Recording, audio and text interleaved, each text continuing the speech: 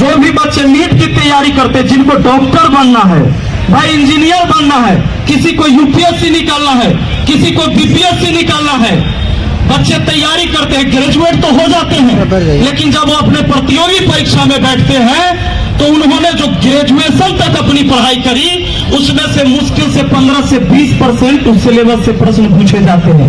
बाकी एनसीईआरटी का होता है जो सीबीएसई बोर्ड में पढ़ाया जाता है।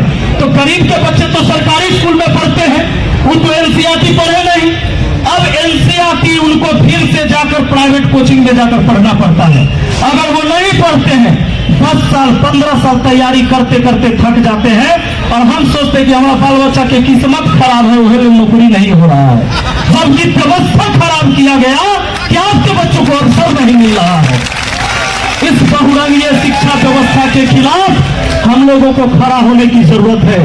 और मैं तमाम साथियों को दिल से धन्यवाद देता हूं कि भाई हम क्या सोचते हैं कि भाई मेरे अकेले करने से क्या होगा, मेरे अकेले करने से क्या होगा, यही सोच के हम बदलाव नहीं ला पाते हैं।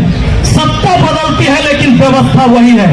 आज बिहार में चुनाव होने जा रहा है, सरकारें मुफ्त की सारी चीजें बांट रही है, रोजगार छीन छीन कर राशन बांटा जा रहा है, लोगों को हाथ में कटोरा पकड़ाया जा रहा है, भिखमंगा बनाया जा रहा है, लेकिन बाढ़ से बचने के लिए पूरे बिहार में कोई ऐसी व्यवस्था नहीं है। उधर नेपाल से पानी आए तो आधा बिहार उधर डूब गया, आधा बिहार पानी में डूबता है और आधा बिहार सुखाड़ से बर्बाद होता है।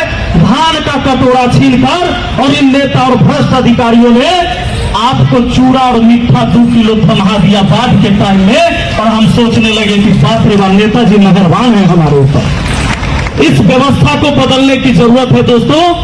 अभी छात्रों के लिए छात्रवृत्ति बढ़ा दिया गया, चुनाव है, 600 वाला हो गया 1200, 1200 वाला 2400, 1800 वाला 3600। जानते हैं हमें पैसे देंगे ये चुनाव के टाइम में छात्रवृत्ति बढ़ाकर, लेकिन बच्चियों को अभी भी सरकारी स्कूल में अलग से शौचालय की व्यवस्था नहीं है। इसके ऊपर किसी नेता अधिकारी का ध्यान नहीं है, शौचालय नहीं बनवा रहे हैं। बच्चियां जब स्कूल में जा रही हैं तो मुश्किल से, गांव की बच्चियां हैं तो स्कूल से निकलकर फिर घर जाती है सोच के लिए कभी अगर उसको जरूरत पड़े तो, शौचालय नहीं है, छत झड़कर गिर रहा है, जो स्कूल बचा हुआ है उसके छत टपक रहे हैं, सब में 4 दीवारी नहीं है, गेट नहीं है। ये सिलेबस हमको समान सिलेबस नहीं बनाकर देंगे, ये हमको सिर्फ छात्रवृत्ति देंगे सिर्फ वोट के लिए। ऐसी शिक्षा व्यवस्था से कभी देश नहीं बदल सकता है दोस्तों। शिक्षा व्यवस्था अगर वन नेशन है तो वन एजुकेशन सबसे पहले चाहिए। सरकार की ऐसी कोई स्कीम नहीं है कि गरीब के बाल बच्चों को अमीर बना देगा। आप अगर गरीब हैं, आप मजदूर हैं, तो आपका आने वाला पीढ़ी भी मजदूर ही पैदा होगा जब तक समान शिक्षा नहीं मिलेगा। सिर्फ शिक्षा के बदौलत ही हम अपने परिवार के इतिहास को बदल सकते हैं, समाज को बदल सकते हैं।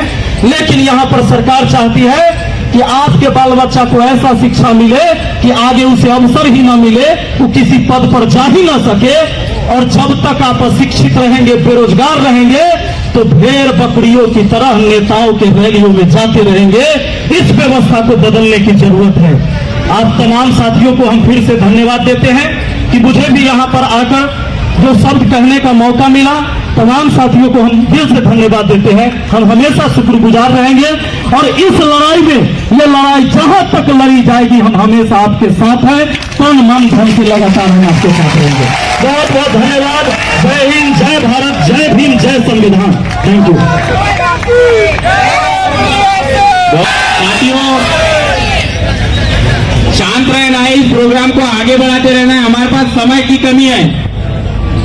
साथियों, समय की अगली कड़ी में मैं आमंत्रित करना चाहूंगा माननीय मोतीलाल सिंघानिया सर, जो कि राष्ट्रीय अध्यक्ष है भारतीय विद्यार्थी छात्रावास संघ। सर आए और समय को ध्यान में रखते हुए अपनी बात रखी।